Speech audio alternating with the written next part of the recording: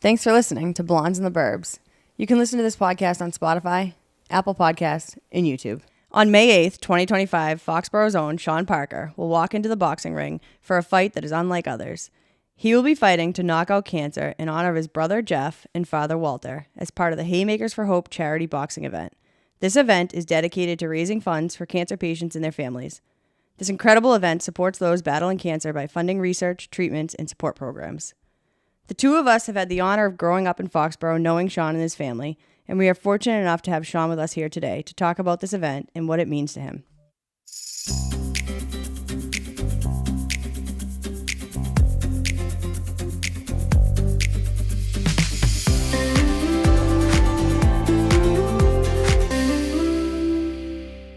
You look great. I haven't seen you look like this in a long time. Thank you. Lost some weight? I did. Preparing for the event. Mm-hmm.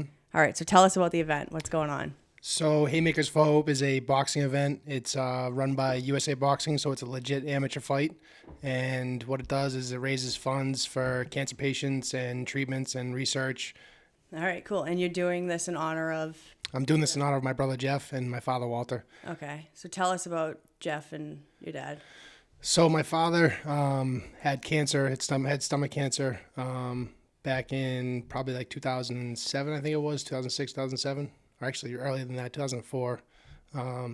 He actually beat it, and they took his stomach out. He went through the whole process of, going through treatments and everything else. That was a tough time, just for me and my mother, I'd say, really more than my brother, because my brother was away at college, so he didn't really deal with it as much. But once my brother came home from college, a few couple of years later, he ended up getting diagnosed with melanoma, and he fought that for 10 months before passing away from the disease. Where was the melanoma? It was actually first, I think they found it in his neck. He had a lump, one of his lymph nodes was swollen. Okay. And they started cutting his neck out, and after a couple of surgical treatments or surgical procedures, they realized it had spread to all his other major organs. So it kind of it took our family by surprise for sure. And I think with him being so tough, being a Division I wrestler, and kind of just being I'd say the leader of our family, we thought he'd beat it, and we didn't think that we thought he'd have the same outcome as my father, right? Beat it and come on the other end, and unfortunately that didn't happen. So when Jeff got diagnosed with melanoma, do you know what stage was it?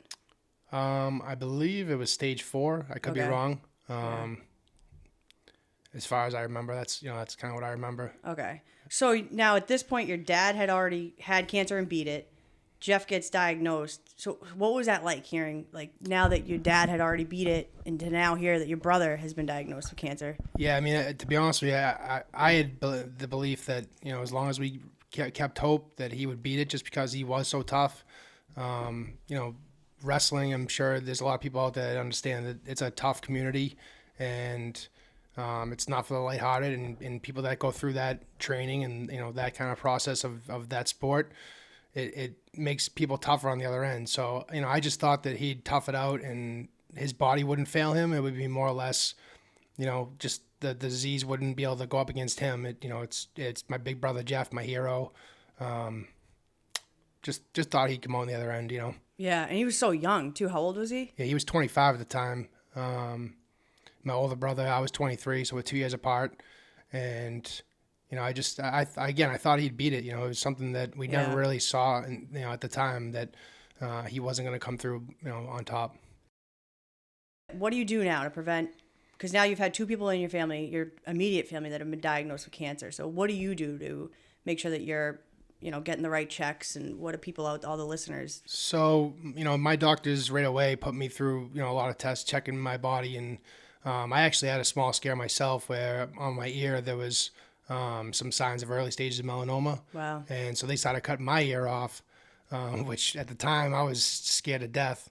It was only probably about 6 months after my brother had passed, so it was kind of like, uh-oh, here we go again. But fortunately, the surgeons kind of decided that we just, leave the ear alone and monitor it. And there was another spot in my stomach that they'd taken out a lump that they just were a little bit concerned about. But Pretty much everything showed no signs of cancer, so they kind of left it as is and just figured we'll just monitor everything. So, I did do the yearly checkups for a long time, going for dermatologist appointments to check my skin and check every kind of lump or, you know, what are they called? Spot, like mole. Spots, moles, things like that. They checked everything. And for the most part, I pretty much made it through without having to really worry about anything else after that. So, Yeah. but I probably don't go as much as I should anymore, but it's something that I definitely recommend for anybody that has that in their family because, Oh, for sure. Peace of mind for one, for two, obviously, if you do find something, you want to find it early, you don't want to find it late. And that's one thing that, obviously my brother wasn't really an option because once they found it, it was, pretty late in the process. Now things are different with melanoma because of all the research changes and the, money that's poured into that. I think they've come up with different ways to treat stuff and how to approach it. But, again, for the most part, it's early detection is very important in cancer in general. I go to a screening once a year, and I will say, for all the listeners out there, if you go do a screening, you get a bat, like, they take a hair dryer, they start up at your head, and they blow, like for the women, they blow dry your hair into sections to even check every nook and cranny of your body. Yep. And it's just so reassuring. But I go and they give you a goodie bag full of stuff that lasts me usually the entire summer. One of the things that I was reading about just on your website at Haymakers for Hope was you said, my brother always encouraged me to embrace challenges, and this event is a way of embodying that specific spirit. So can you just talk a little bit about what some of the mental, physical, and emotional challenges you faced while preparing for this event? And can you talk a little bit about how you're preparing? I know there's things you've given up, but also you're just like we were in high school, so it's not like you've changed in that regard, but just talk a little bit about, those challenges that you faced while preparing for this. Well, I think, at the time when I first signed up for this event, I was looking for a deeper purpose and just more meaning to life, and kind of came across this just from, rummaging through my brain pretty much of what I can do to kind of get myself out of the funk I was in. And I thought of this event, thought about signing up. So I reached out to a friend, Matt Grendel, who he's a former H4H or Haymakers for Hope alumni, and he had fought in this event before. I reached out to him just saying, hey, I'm thinking about doing this, and what do you think? And he pretty much, right away was like, that's a great idea. I think you'd be great for it. You'd be great for the event, and the event would be great for you. So I took his advice. I signed up. At the time, I had to weigh in for the sign up, which I weighed in at like 285 pounds. Which was the heaviest I've ever seen myself on a scale. But so once I signed up and had to put that down, I had put my goal weight down, which at the time I'm thinking I could lose 40 pounds. Just like, I know it's going to be a struggle, but I also thought I could do it because I know how hard I'd work. So I put down 245 as my goal weight. And at that point, I had no experience boxing whatsoever.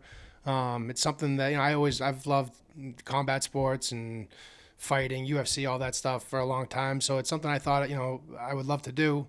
But at the time, I still didn't know if I'd get picked or not. You had to get picked. So, yeah, this is probably, I think I asked the guy at the media day, I think he said there was around 300 people that signed up for this event. Oh, I didn't know that. And I think because of Matt Grendel's connections with the charity, he had made a couple phone calls just to say, hey, this would be a great guy to do that. He's definitely had experience on the fundraising side of it with my brother's charity that we had set up after he passed away. So I had an idea of kind of the approach to have when it came to fundraising and doing like an event like this. So they ended up picking me, and early January I got the email saying I was picked, and they had a bout for me. So I started working out, running on the treadmill, walking on the treadmill, doing some light workouts just to kind of get active again. This was kind of in early January before I had even really got the word that I was getting the bout.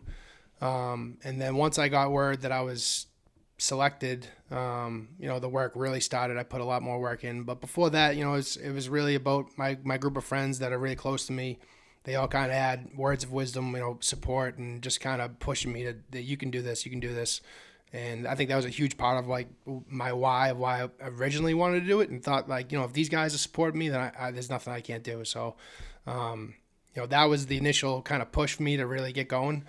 And I got some pretty, good advice as far as like a diet goes. Like I think fasting at first really helped me kind of just get my eating habits under control, where I was only eating for 6 hours a day. And then once training started, obviously that 6 hours was a little bit tough to stick with, because, I was training actually within the 5 hour period of that was when my training started. So I kind of shifted that a little bit and tried to do earlier, but, just burning so many calories and just for working out so hard, it's kind of like I needed to eat more, because, I took off within, I'd say, another month. So it was about 2 months it took me to lose 40 pounds. And once I was down the 40 pounds already, that was my weight cut pretty much done. And my coaches all wanted me to kind of maintain my weight, because when boxing, there's weight classes and you have to be a certain size. And if I had dropped below 230, I couldn't have fought in the same bout. So I basically just started like really kind of focus on my nutrition and making sure I'm eating enough and trying to keep my weight up basically. And that's kind of where I've been at with the weight since then. So when you said that you were in a rut, right? Like after your dad and Jeff had passed, like how long, what were you doing to deal with the grief and the loss of that and the trauma? Because you said you were in a rut. So was that rut from when they passed until now that you're kind of feel like you're crawling back out of it a little bit? Yeah, well, I would say, I think it comes in waves, and I think everyone's grieving process is different. I've definitely looked into grief and looked into all the things that they say it's like a 5-step process or what it is. And for me, I think I went through that 5-step process within the first couple of days after my brother died. Like, I think it was just such a, immediate change that just, it kind of shocked me. And I went through a few years where I wasn't really feeling it as much, kind of avoiding the feelings of it and not having to talk about it, things like that. And then, years later, my father passed away, and that took its toll as well. And even then, I don't think I still kind of faced the challenges of what was ahead of me as far as like the grief actually, consuming me, so this past year, I lost my dog, and I lost my cousin who I was really close with. And I think those two things really kind of sent me down a hole of depression where I was really feeling depressed. I went through a breakup at the time, like close to Christmas, and I kind of just really felt alone at Christmas time. And that's when I decided to sign up for this. Yeah, so perfect timing. Yeah, it was a culmination of all the things that they met, in 2024. And then I just decided 2025 is just I'm not going through this again. I'm not doing this again where I feel like this. And I've been alone before, but this is the first time I really felt completely alone, where just, my support system was a little bit crumbling. So, which I think that's great that your friends reinforce that for you. Yes. That you have them. You've always had them, but yep. They've been rallying so hard. Absolutely. And I, not just my friends, my family too. I have a lot of close family members, cousins and my mother, and, just my family in general has been really supportive of this as well. So, shout out to all my family members. But yeah, no, it's been a roller coaster a little bit. And then, at the end of 2024, I kind of felt like that roller coaster crashed almost. And so now I was on my own and just figured 2025, I'm going to get back to, doing what I think is, my brother would love to see, which that's kind of why taking on a major challenge, which I think I saw a video somewhere, which I like to scroll and see like positive, reinforcement videos, whatever you want to call them. Like clips or whatever. Just like motivational stuff. So I think I seen someone saying you should take on a challenge once a year to really challenge yourself. And I've seen that, yeah. And that video I think kind of made me feel like, all right, well, let me find a challenge that Jeff would be happy with, I'd be happy with, my father would be happy with, and that's kind of where Haymakers for Hope came into play. Were you a wrestler? I was for a year. 2 years. I quit my 8th grade year and then went back out my freshman year. I wrestled my freshman year, and then I decided it wasn't for me. Yeah. I know wrestling and boxing are totally different, but I feel like... Yeah, I was going to ask, so why boxing for the cure and not say like, I don't know, running a marathon or doing, the... Yep. Yeah, why this specific event? Yeah. So boxing for me is just, it was as close to wrestling as I could get, because I just never really was a fan of the sport of wrestling. Not the sport of wrestling. I love the sport of wrestling, but having to wrestle my brother, because I was, at the time when I was in 8th grade or 9th grade, I was 215 pounds. So my brother was the next weight class up at heavyweight, and so I had to wrestle him every day, which I don't know if you know, my brother was 40-0 at one point in time, and New England champ and state champ, sectional champ, you name it, he was a champ. So I kind of got my ass beat every day in practice, which wasn't very fun. So, I was more of a basketball player. I like to feel like I'm a better athlete than Jeff, so let me just gravitate away from this thing, but I always did love the combat sports and, the fighting side of it. I remember when I was a little kid, my brother would make me fight kids that would ride by on bicycles. They'd stop them and say, beat my brother up, because I was kind of a punk back then. So I know I deserved it, but it just kind of made me, gravitate towards that sport and that type of, lifestyle with the fighters. I think they live a very clean lifestyle, and that's something I wanted to do. And obviously, I'm not the best runner, so running was kind of something I didn't really want to approach first, which now at this point, I think that, in the future I might do something with running, but it's just I wanted to do something that I knew would challenge me, like, to the deepest parts of me, and at the same time, it was something I knew I would enjoy. So I went into this with not only an open mind, but I also really, like, wanted to do it. So, once I got picked, like, that was, like, the easy part, showing up to training and showing up for all this hard stuff that, some people might get scared off even just after the first day. Like, sometimes where I got punched in the face and I go home, like, is this for me? Did I do the right thing? Did I bite off more than I can chew type thing? Talk about the training. When you sign up for this, do they give you, like, you're going to this training center, you're doing this, or do you have to navigate your own training? Yeah, so Haymakers for Hope is great. They set up pretty much everything for you. The guy, Matt Grendel, that I had reached out to, who had done this before, he had trained with the same trainer that I'm training with, and he kind of, I think, pushed me a little bit to have this trainer be my trainer again, because, for one, I think the familiarity of, like, Matt doing it and me doing it kind of, brought us together. But also Matt has been involved. He's been helping, spar with me and be showing up to training next to me. Oh, okay. And not only that, but, like, this gym is really close by my house, and, it's right off this Route 1, so it's close by where I can just pop in and pop out. But Haymakers for Hope, obviously, they set you up with the trainer. They do all that. Okay. Once I told them who I wanted to train with, they pretty much did the rest. So yeah, it was pretty simple of a process as far as getting into training and, being signed up and set up with the trainer. Can we go back to just the wrestling community? I know you said, we know your brother was good at wrestling, or I know that just from being, in the high school and stuff. Can you just talk a little bit about that community and how they've helped you since Jeff passed away? So the wrestling community is amazing, how close they are, and I'm not just talking about towns being close to each other. I'm talking about, like, the entire community, whether it's from Mansfield, Foxborough, Franklin, you name it. Every town, if you're a wrestler, there's only a small amount of wrestlers that wrestle each year, and it's not like a football team where 100 guys show up. It's 20, 30 guys that show up, and they're fighting for a position on that roster, and it's just a close community. So just like, my brother had obviously went to college and done all that, but, his college, when he'd first gotten sick, they really rallied around him, and I saw that support, and I just thought, like, wow, these guys are great. So I became really close with his college's, wrestling community, and I think that bled into not only, like, just, them being there for supporting, my brother's charity after the fact that he passed away, but also support my family and being close to my family. All those things kind of went into play. Just the amount of support they gave us was unbelievable. And then following up to this event here, they've even shown support for this event where they've donated or reached out to me and wished me good luck and things like that. So the wrestling community is definitely, it's not, I wouldn't say the football community has anything wrong with it, but the wrestling community is just so tight that it's, you have to be part of it to really understand. And, I'm sure each town has, they could think of the wrestlers in their community, but they know those guys work really hard, but they're also really good people that support each other, and, they all look out for each other. So that's something that's meant a lot to my family. Can we go back to just talking about Jeff? I mean, I didn't know him very well, but when you saw him, he smiled. He was always smiling. Yeah. Can you just talk about Jeff, who he was? I'll try. I'll try not to cry, but I know. Just talk about Jeff, because all I remember, it was by the gym. We all know where the gym in the high school is. And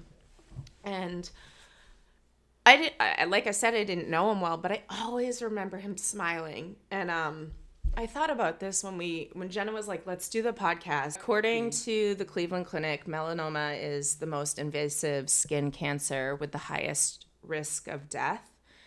While it's a serious skin cancer, it's highly curable if caught early. Prevention and early treatment are critical, especially if you have fair skin, blonde hair or red hair, and blue eyes. Melanoma accounts for only about 1% of all skin cancers, but causes the great majority of skin cancer-related deaths. It's one of the most common cancers in young people under the age of 30, especially in young women. I want to kind of go into talking just a little bit about Jeff because we had just mentioned, I remember seeing him by the gym in Foxborough High School at the time. And I just remember Jeff smiling, but also I remember his eyes, his blue eyes. And I always used to think, like, no one in the world can be that happy. Like, he was just always a happy guy, or so it seemed. So can you kind of just talk to us about who Jeff was, your relationship, and, how you honor him today? Jeff was my hero growing up. I looked up to him from as early as I can remember. I think Jeff was a natural leader, and I think he was really the glue that held my family together. I'd say for the most part, that just he was a driving factor in my life of why I worked hard for what I had, as far as sports go, and kind of staying out of trouble in school and things like that. My group of friends kind of formed from his group of friends. Jeff was, I think, amongst his friends, he was a leader as well. I think a lot of his friends, when he first got diagnosed and started going through the process, I think a lot of his friends rallied around him, and, still to this day, they rally around him. Just this past November, we all got together for my brother's birthday, and went out and had, some drinks and some food and stuff. And a lot of them still, miss him. I think he played a role in a lot of people's lives that, I think even at the time they didn't understand, but years later they've come to understand that, he was, he tried to push a lot of people to do, better, and to, I wouldn't say he was a perfect person by any means, but, I think he, set a standard at least for me and for his friends kind of to push themselves hard. So that's like the main thing I would think about when I talk about Jeff. He's a big, happy guy. He's a big teddy bear type guy. He's tough as nails, and if you knew him in the wrestling room or you knew him in competition, you'd know him as being real tough. But if you knew him as, a big brother or a close friend, you'd say he's a teddy bear. So always smiling, always kind of in a good mood, always joking. I remember when I went to college, and my freshman year of college, I remember him, we first had Facebook. It was a lot different back then, but I remember him writing on my wall things that I still scroll back and look at, and I laugh about that. He's the things he used to write were just so funny. He was definitely a character. He had a lot of charisma to him. I think he was a special person for sure. And it seems like, usually the good die young type thing, that seems to be pretty true, because he was a good guy. Yeah. And how did Jeff get into wrestling? Was that something your family, how did he pick that sport? So his best friend, or one of his close friends, Mike Ragusa, his uncle was big in wrestling in Foxborough, and I think he was the assistant wrestling coach at the time, but they kind of brought him along because when my brother was young, he wasn't able to play football because back then they had weight things where he just never would have made weight under, a certain amount. So instead of playing football, he was the water boy, and so he never really got to play football, which I think kind of, now I look at it and it's like, what a travesty, because he would have been a monster. But I think it helped him because then he had to find other things that he could do and that, wouldn't really matter the size he was. So then wrestling became that kind of outlet for him where, he was going to high school wrestling practices in probably 5th, 6th grade. So he had a leg up where he was, training to do that stuff before he even got to high school. And, his close friend, Mike Ragusa, his uncle was assistant coach. So they kind of all, got brought along, and doing that, I think, obviously played a huge role into why he was so good at wrestling and how tough he was, and kind of being a leader because he was around much older people that I think kind of pushed him in the right direction as well. I think of guys like Sean Ballou and Billy Ivets and things like that. Those guys were around my brother when he was really young. So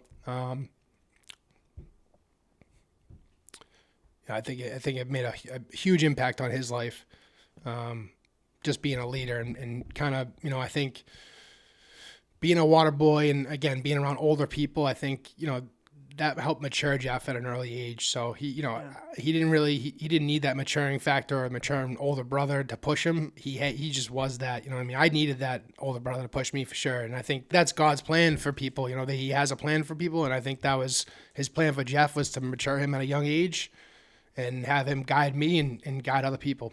Yeah. And even still with the charity that helped so many people, the Jeff Parker Charity Fund. So let's talk about that. Yeah.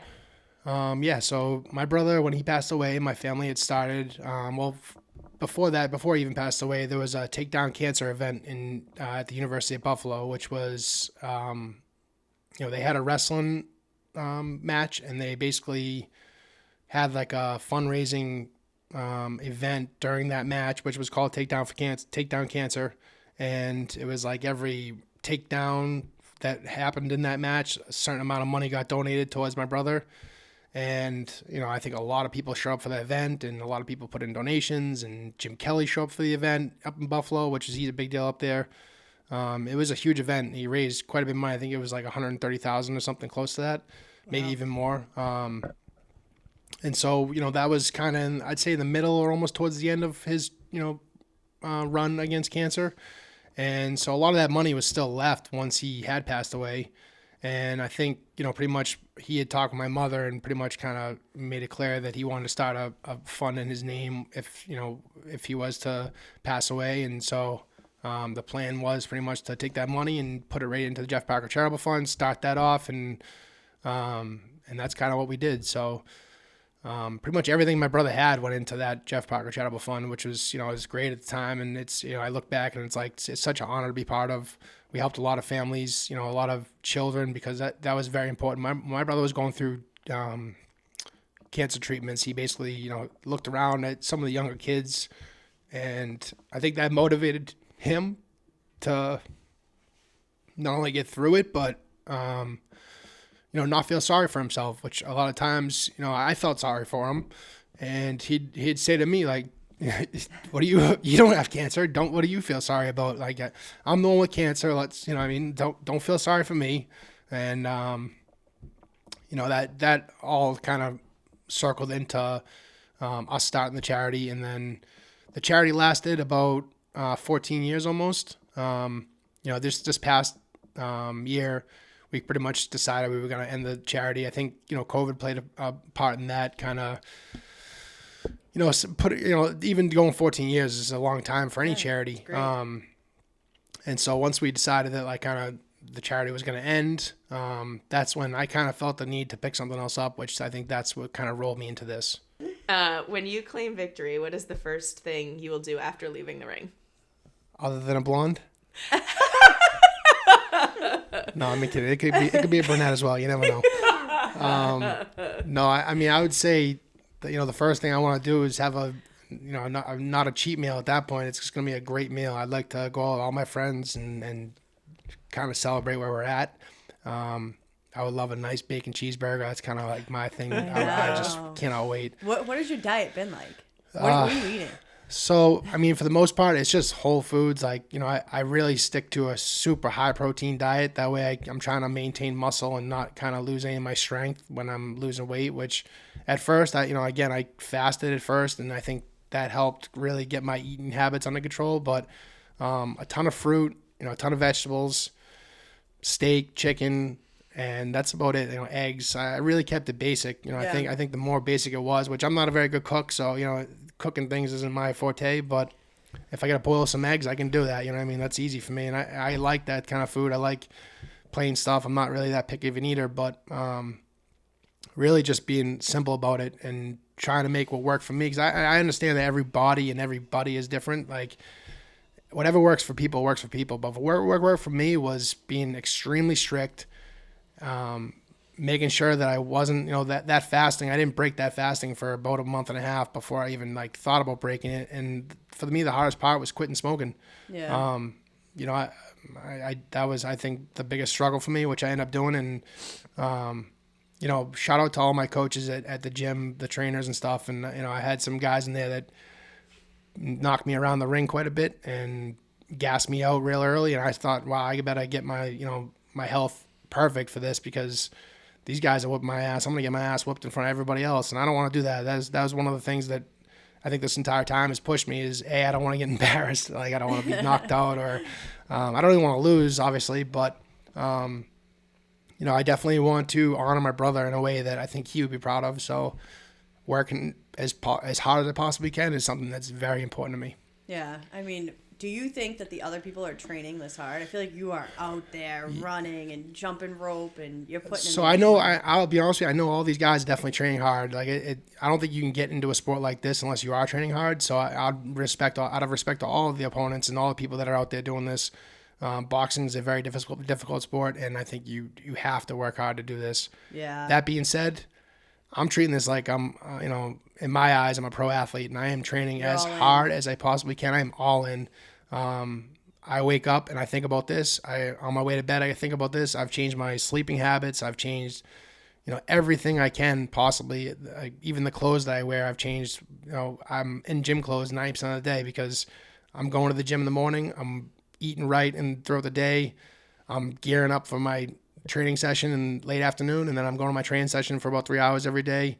I'm training 6 days a week boxing, but I'm training 7 days a week, whether it's in the gym with my personal trainer, which I have a great personal trainer over at Fit Factory. Shout out to Ismail. Got to give him props because, he's got me ready for this as well. But I'm training, as hard as I possibly can. And I'm really trying to leave no stone unturned because, I'm taking this very, very seriously. And mentally you're training too. Yeah. I mean, I've started going to sleep on, a friend of mine and also my massage therapist has told me you might want to look into this this music that you sleep to help you get sleep, because to be honest with you, I've had terrible sleeping habits for a long time. Working in kind of the industry that I'm in, it's I'm on call 24 hours a day, 7 days a week. My job is pretty much multinational and from East Coast to West Coast, so sometimes I'm getting calls at 2 a.m, 3 a.m, 1 o'clock in the morning. And I have a very short period of time to get those calls and relay the messages to the crews I have. So because of that, my sleeping habits have definitely taken a hit, I'd say. And to kind of get that under control, which I'm lucky that my job has been so supportive of everything. So to get that under control, I've really had to work to get my sleeping right and to get my mind right, which those are two things that are very important for any sporting event or any kind of challenge like this, but also just in general. I think just generally having better mental health has really helped me on a daily basis. Okay, this fight, you'll have an audience watching you. I know you talked a little bit about Media Day, where I'm sure you saw people, but it wasn't like the spotlight wasn't solely on you. Are you nervous about that? And how do you think you're going to handle that when you go into the ring, knowing that all of your friends will be there? So, to be honest with you, I can sit here now and say that I'm not that nervous about the crowd, because I know how I operate when it comes to a sporting event or something that's I have really narrow focus, and I will be focused on that ring and my opponent and that night. But I have been told by Matt Grenell that you have no idea what you're in for. You're going to be so nervous. Your adrenaline's going to be through the roof, but also you might run into one person that says one thing, and all of a sudden that you're just going to lose focus and you're going to be so nervous.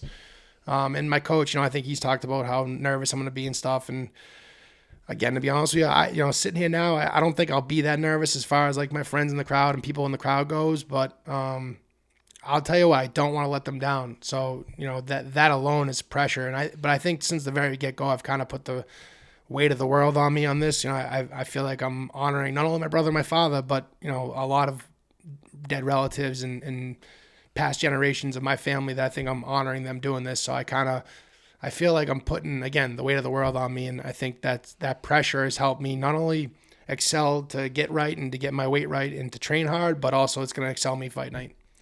Jumping around a little bit here, but after this fight, what are you looking forward to most now that you'll have downtime? Are you going to continue fighting, and what will that look like for you?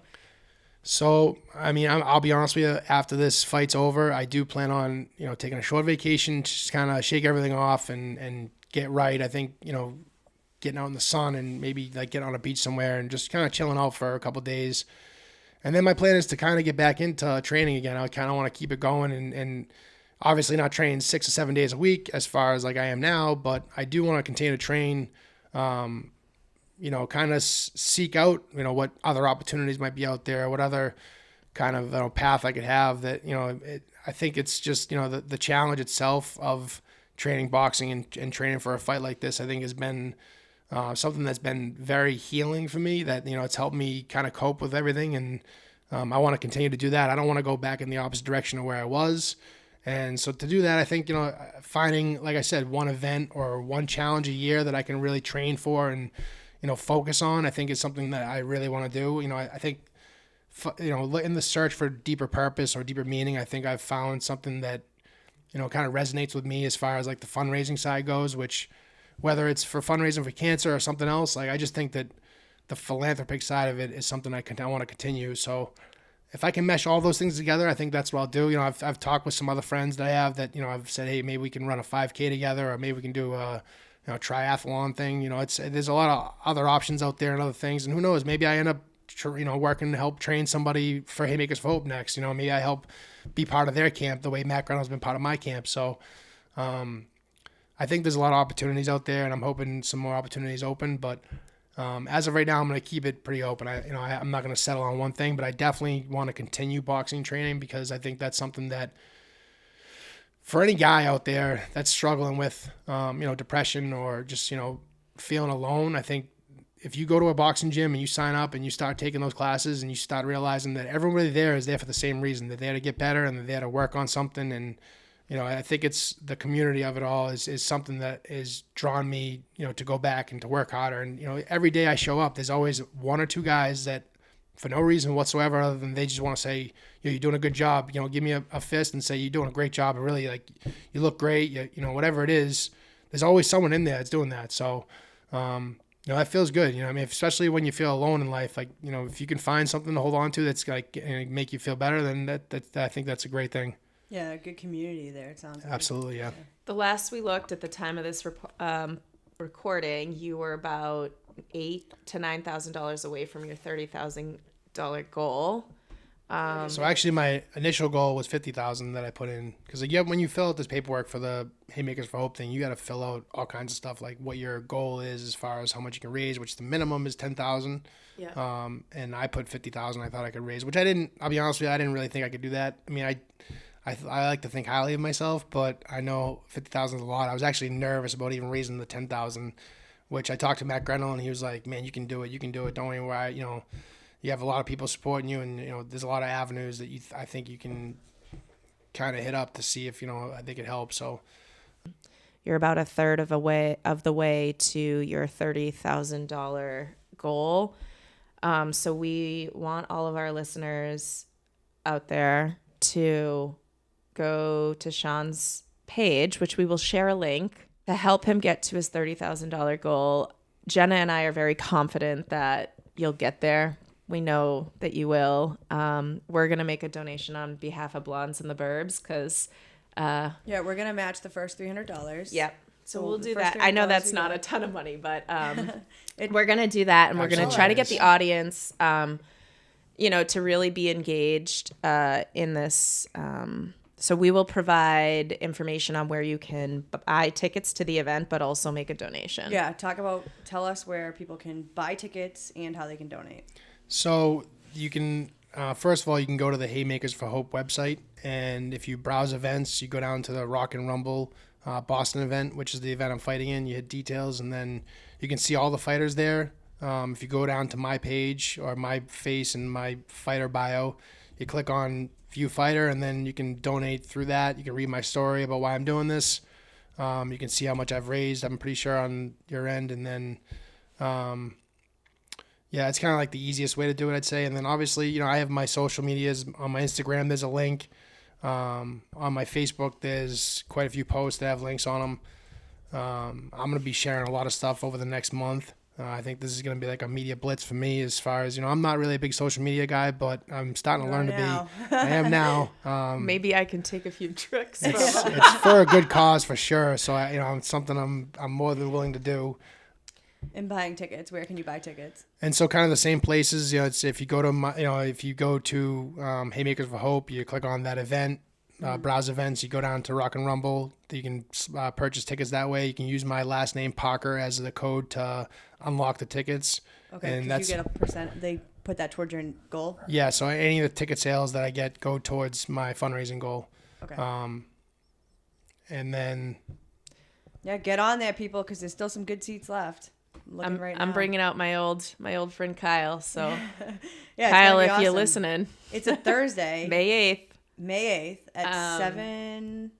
7:30 it starts. May 8th at 7:30. I don't know what time I'm fighting yet, but I find out a couple days before what time I'll be fighting. So until then, it's a mystery to us all. I think we're getting a party bus and we're gonna go all in on this. Oh, yeah, it's gonna be fun. I'm excited. I feel like the adrenaline is gonna be going for everybody, even us in the audience. Oh, I'm sure it is going to be going What's for the you meal guys. before the fight? That's one question we didn't ask.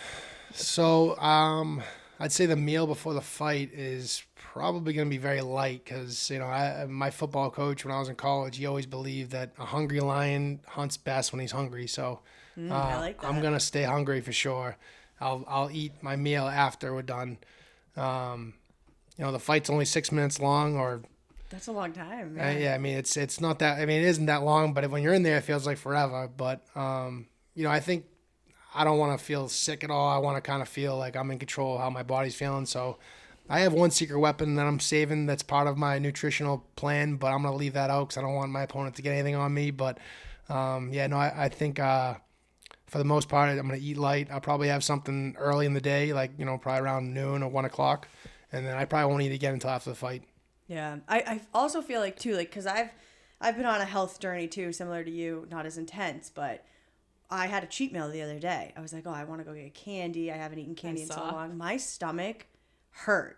So when you go for your cheat meal, you might not feel as good as you think you're gonna feel. Yeah, no, I had a cheat meal about, I'd say, at the halfway point. Yeah. And I think I don't know if it was the cheese or what it was, and that was in that food that I had eaten, but it kind of just had what everyone else was having, and then the next day I was like, what did I eat that's like I was messing my stomach up? And, you know, to be honest with you, you know, I think eating healthy is, you know, it seems like a lot before you do it, and it seems like a, you know, tough way to kind of you know, go through everything, but once you're doing it, I feel like it's a lot easier, like, as you're doing it. Like, leading up to it, I never really ate healthy for the past, you know, 10, 15 years. I think it was 10 years ago probably, maybe more, that I went on a diet and started eating kind of, I think at the time was like a vegan diet, which I lost some weight, but I mean, it made me feel better and everything. It just, you know, I couldn't continue with it. So I think years later now that I'm doing this, like, I don't really have any plans to go back to how I was eating before. I'm just going to continue to eat the way I'm eating now, which it's like a lifestyle now. It's a new lifestyle for me for sure. And I think my goal after this is to certainly continue to lose weight because I think my body is, like, even now it's telling me it wants to go down. It wants to be under 230, 225, around there. And I think, again, I want to try to do another event. So just, I think staying in shape and kind of staying with the training portion of it, I think will help me, you know, continue to do this and hopefully find another, you know, new purpose for next year or for maybe even later this year. Yeah, be sitting on a beach in a couple of months, 2 months. When's the fight? A month away? The fight's a month away. It's May 8th, so it's, I mean, a little more than a month. It's 37 days, I want to say. But yeah, I'm counting down the days. I can't wait. It feels like I could be ready to fight tomorrow if it happened, but I got to try to contain that and make sure my, you know, my level of readiness is pinpoint on May 8th, which that's, you know, a huge shout out to my coaches, my trainers, my gym, Paul, Dave, Mike, Matt, you know, all those guys. They've really helped to get me ready, and I feel ready. So, yeah, you look great. Looking forward to it. I think you're ready. I mean, we're excited. I only briefly heard about this, obviously, through social media and Jenna and Craig. But I tried to rally my degenerate friends from the class of 2004. Well, I just a shout out to anybody that wants to go to the fight. If you want to see me get knocked out, my opponent is a tough guy from New Hampshire. I don't want to, put too much out about him because obviously he didn't sign off on it, but he's a tough guy from New Hampshire, and he's going to be a formidable opponent. And I'm hoping, if you want to see me get knocked out, that's a good opportunity. Come on by. It's on pay-per-view as well, so if you can't make it, I didn't know that. I have friends and family that are all over the country and all over the world that are going to be tuning in, and that's exciting for me to know that. Some of the guys that I work with, some of my vendors and stuff, they're out there and they're saying they're going to buy the fight and stuff. So I have some family members, uncles and aunts that can't make it that are different parts of the country. They'll probably be watching online. We'll link that too, how to watch the fight. At the end of this podcast, we will post everything, and we'll continuously post. Oh, yeah. I may need a little help. Craig is our editor of the podcast. And Craig is also my videographer. I would say the head of my media team pretty much. He Craig's has helped me. 1099. Yeah, he's helped me since the very get-go of this whole thing. He's one of the friends that in that circle that I've talked about. Like my friends have been unbelievable. They're a huge support system for me, and they have been for a long, long time. But with this event, it's really they've shown their true colors of how much they support me. So shout out to all my friends, especially Craig. Appreciate you, man. Yeah, good job editing and doing the video. The videos look great. Yeah, they do. They look awesome. We put together a short little documentary style thing that we're putting together. It's called Fighting for a Cause. Where we have episode 1 out. Episode 2 is hopefully going to be releasing before the fight. We're thinking leading up to the fight. And then our plan is to do episode 3 after the fight to talk about, life after the kind of, the results, obviously, and kind of how I'm feeling after everything. And, hopefully it's up from here. We're hoping to have more good news and more good things to talk about. And hopefully this podcast takes off because I believe in you guys as well. I think you guys are doing a great job with this. We got 50 followers. We have 50. We do. We are having a ton of fun with this podcast. Yes. But I think bringing on guests like you is great. Yes. I appreciate you guys having me.